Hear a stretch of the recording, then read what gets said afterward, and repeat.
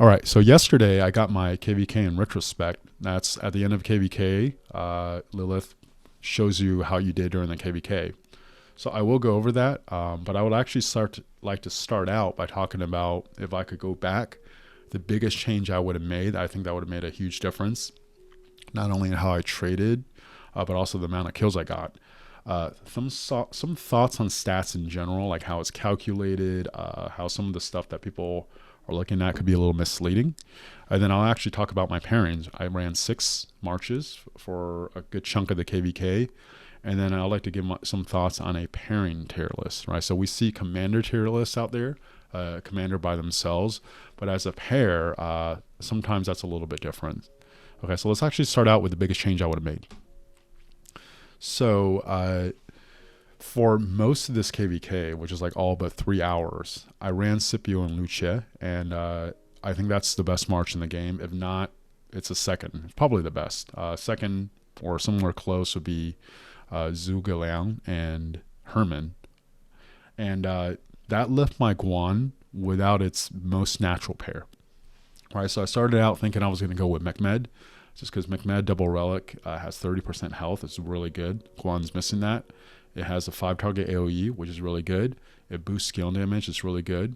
The biggest downside I saw beforehand was that I didn't have March speed. That March did not perform well. I tried Guan with Martel, didn't work that well. Tried Guan with Alex, didn't work that well. They all traded about the same. I ended up settling on Guan Alex just because it has the most March speed, and there's like a lot of utility there. Alex has a really good debuff, right? And it brings a lot of benefits for the rest of the group that's not necessarily able to be measured just looking at the reports. I don't have Sargon, thank God, but I've seen people run Guan, Sargon. I don't think the feedback's that good. Guan Hanatadakatsu is interesting because he does provide march speed, some defensive capabilities, and he also has a 5-target AoE. But I honestly don't think I saw Honda once on the field this KVK, so my guess is it's probably not that good. Anyways, long story short, the biggest lesson I learned is that Guan only really works well, at least right now, with Scipio, right? So even though Scipio Luce is really, really good, Guan Scipio is still a really good march. And if you don't pair Guan with someone else, with Scipio, he's almost unusable on the field at this point. But if you have Guan with Scipio, that's actually a really good march. So then the natural direction is you have to find a pair for Luce, and I think running 2 good marches versus 1 really good march and 1 that's barely holding on is the way to go. And I wish I actually did that for this KVK. I think I would have performed a lot better. And by the way, the next KVK I'm going to run Guan Scipio, which I barely ran this KVK, and then I'm going to run Luce primary, Alex secondary. I showed some testing before. I think that's more than a viable march, and I'm excited to actually prove that in the next KVK in an Imperium Kingdom. Okay, so let's go over my stats. You can see up here, I killed 46,815,000. That's more than the 99% of the other governors. I did actually make a leaderboard, which is a kill leaderboard. I was 63rd in this KVK. I was actually number 2 in my kingdom, and also number 2 in for water camp. So it kind of feels empty because, right, you did well on a side that got smashed, right? So how well did you actually do? I don't know, but we were bottom left, so we're water, and we fought bottom right, win, and we pretty much just got smashed at every step of the way. I think Heroic Anthem is known as a slower pace KVK, right? So there's really 3 opportunities to fight. 1, there's zone 5. So when bottom left gets to fight bottom right, and then top left gets to fight top right in our scenario, in our Diplo setup. And that fight lasted about 6 hours, and we got destroyed. Okay, the second opportunity to fight was when pass 7 opened. That's usually when people just line up a bunch of forts by the pass. So even if one side's winning or losing, you're not really going to advance any territory, right? So that was actually when I got the most fighting. I got about 2 days of fighting. And then the third one is when Kingsland opened, and that fight lasted for about 6 hours as well. We just got destroyed in Kingsland, and it was over. So I guess I'm leaving out altar fights. I think I had 2 altar fights, which is before Past 7 open, but those are just one march. There's a limited amount of kills you could get from that, right? So you can see this is my KP before this KVK started. This was after. So in total, I gained 861 million KP. I fell way short of my goal. My goal coming in was 1.5 billion.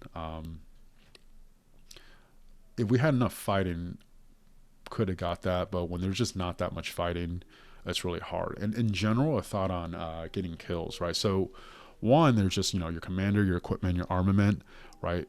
And even your skill, like fighting, that determines how well you do. The second one is how much time you're playing. So let's just say you're doing really well, but you're only playing for like 5 hours for the whole KVK. You're only going to get so many kills, right? So that one is a factor of just how you organize your life, so you could be on when you need to be on to fight. But the second one is also how competitive the KVK is. So when the KVK is kind of competitive, whether you win or lose, there's going to be a lot of fighting. That's actually when you can get the most kills from a KVK. If it's really one-sided, let's just say in our case, we got destroyed the whole KVK, right? So it was very one-sided. We were losing. Then it becomes a lot harder to get kills because you're just not going to have any field. And when you do try to go on the field, you're going to be significantly outnumbered. So you usually resort to fighting on your territory, a lot of city popping. You're going to reduce the number of marches, and you're just going to play really defensive, right? Now, the hardest way to get kills, in my opinion, in a KVK is actually when your side is winning significantly, right? So WinCam, who we were fighting, won the whole time. And for them, they have to come on our territory. They have to fight people that are city popping. It was going to be really, really hard for them to get kills. And if you actually look at this kill leaderboard, if I scroll through it, I'm not going to. Most of it above 63, which is where I am, was actually between Earth and Fire Camp. They had a lot more intense fighting, even though our allies Fire Camp won, right? They had a lot more. And it was really hard for our opponent that we fought most of the time, WinCamp, to also get kills. Right. Another thing with this is just showing the total number of units you killed. So it doesn't specify whether it's T4 or T5. And also, I'm pretty sure it includes the amount of deads that you dealt as a result of joining a rally or a garrison. Okay, let's actually go to the next one. So we'll go back and forth. So now this next one is showed that I healed 29, almost 30 million units, right? Again, it doesn't specify whether it's T4 or T5. And then I killed 2.1 million troops. So on here, I have just a quick stat chart showing a T4 and a T5 infantry. And the biggest thing I want you guys to focus on is this little power number here, right? So T4 gives you 4 power, and then T5 gives you 5 power. That actually affects the kill points, right? Where if you want to think about it another way, for every T5 you kill, it's actually giving you 2.5 times the amount of kill points that if you kill a T4, right? So when I'm healing, right, I could have healed 29, about 30 million units of T5, or I could have healed 30 million units of T4. If it was all T5, that actually would have contributed to 2.5 times more kill points for the enemy that got these kill points on me. And there's no way to really tell that, right? You can actually tell how many you kill because there's a Hall of Heroes. And then technically, you can look at how many T4 kills and T5 kills you had before KVK and then after. And you could differentiate between how many kills you got were T4 or T5. But as far as I can tell, there's no way of telling when you healed, what's the ratio of what you healed. So I saw one of these from Furious, right? Another content creator recently. And I'm just making this number off the top of my head, but it was somewhere where like he got like 77 million units killed or something around there, but he had to heal like 88 million, right? So based on units, he was trading negative, but he is a complete full T4 player, right? So if you assume he was fighting all T5, he actually traded extremely positive, even though based on the units, he actually had to heal more units than he dealt. But that's what's going on there. And usually when we're looking at reports, we are looking at KP because KP reflects the amount of hospital burden you're dealing to the enemy, and it actually differentiates between T4 and T5. So just like some thoughts about that. This was the 6 marches I ran. I did change it up. Like the last day I had a fighting for about 3 hours. I did switch it up to Guan, Scipio. So if you look at the kill numbers at the bottom, that's not exactly accurate. But it's close enough, so I'm just going to use it because I could go off of, okay, how many kills Scipio got. And since I use Scipio like 99% plus of the time, I used them with Luce, I'm just going to attribute it to that pair, even though it could be a little bit off.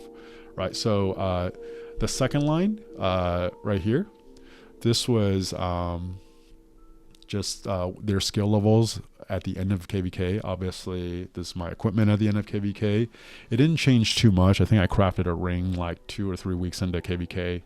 I've been saving up and crafting some other stuff since. Obviously, my armament's below that.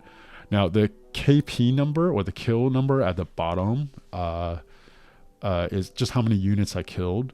But that's also not reflective of the whole picture. It's just because when we're losing so bad, I wasn't running 6 marches all the time. Sometimes I would drop it down to 3 marches, and that would be the number in blue, right? Because they were just my 3 best marches, so they traded a little bit more efficiently. And honestly, a lot of times I was just running Scipio Luce, city popping, just because that was my best march. And I actually consolidated like all the gear I could onto that march just to trade out as well as possible. So it's not necessarily that Scipio Luce is like doing 3 times better than Mina William, even though it is noticeably better, right? I just, there are certain marches I use more than others. Some thoughts on this. Out of these 6 marches, the one that was clearly lacking was Guan Alex. Even a 5511 Henry of YSG wasn't the best, but it actually did okay. But the one that was just like just consistently, it was just frustrating to run, was Guan Alex.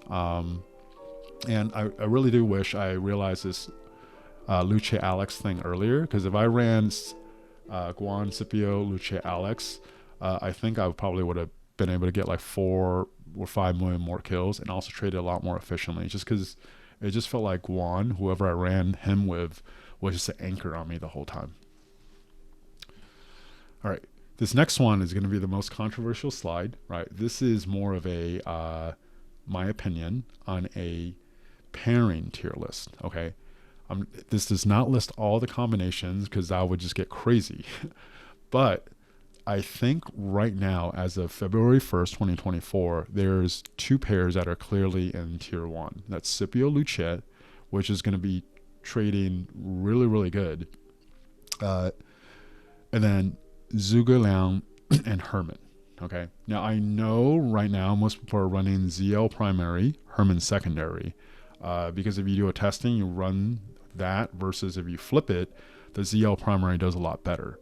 But the support tree actually offers a little bit more march speed, I think 3% more, and you take significantly less skill damage, right? That doesn't necessarily reflect on reports when you're just dueling and you're just running it all the way down. So next KVK, I actually do want to test to see if I like Herman as a primary better or Zhuge Liang as a primary better. And that's not conclusive right now. Even though right now I think most people are running ZL as a primary. The reason why that march is so good, besides the damage they're putting out, is because ZL's debuff and then Herman's poison debuff is ridiculous. And when you have both of them together, that march is benefiting the rest of your marches and even your allies on the field so much that I think it pushes it to tier 1, right? Now, this is controversial. For me, throughout the whole KVK, Nevsky Jones is really good still. It just feels like it's lacking a little bit, right? It used to be a lot of people's favorite march. I think it's clearly been replaced by Scipio and Luce now. And when you compare the two, they're clearly, Nevsky Jones is just clearly a tier below Scipio and Luce, right? Now, if you look in the other tier 2 marches I listed, Guan Scipio is still really good. It's up there. Gorgo Luce probably does the best as far as trading in the game right now. But what that march lacks is march speed, and when you don't have march speed, you just can't play as well, right? You imagine if someone has a lot of march speed, they could get in and out of fight easier. They can make mistakes easier. And I just don't think that march is going to hold up, even though if you city pop or the scenarios are ideal, you actually trade really, really well with Gorgo Luce. And also, I don't think Gorgo Luce has the buff debuffs that some of the other marches have to keep up. That's why I have it in tier 2, even though as far as trading, it probably does the best in the game. HQ William is also really good. In my opinion, William is actually carrying that pair more than HQ. I think when the next Cav commander comes out, this is again my opinion, I think HQ will actually be the one that gets bumped out of the top 4 as opposed to William. We'll see how that goes. Boudica ZL is in that pair too. And this one's really controversial. I think Luce Alex is actually in the same tier as Nevsky Joan. I'm not saying it's better or even just as good, but it's close enough where it's in that range where I would group it in that tier. And then I haven't used Asher and ZL, but I have seen some reports and seen other people use it. It seems like Asher Benapal and ZL will also be in tier 2. And just for comparison, obviously there's way more you could throw in tier 3, but if I was going to put some marches in tier 3, Boudica YSG would be in there, Guan Sargon, XY Nevsky, right? Clearly worse in tier 2. And I think tier 3 is kind of like the limit of what I would be willing to use in Season of Conquest. We're really in KVK. Anything below that, it's just not worth it. Whereas like this tier 3, right, for the most part, if you're playing good positioning and you're doing well, you can still trade up to like 3 or 4 to 1. So it could still be an asset on the field. Okay. If you watch all the way to the end, please like and subscribe to the video. I actually didn't get this whole YouTube algorithm thing until recently, right? I just started making videos recently, and it actually really does help out the channel. So please like and subscribe, comment, if you have any comments. Again, thank you for watching, and I'll talk to you guys next time.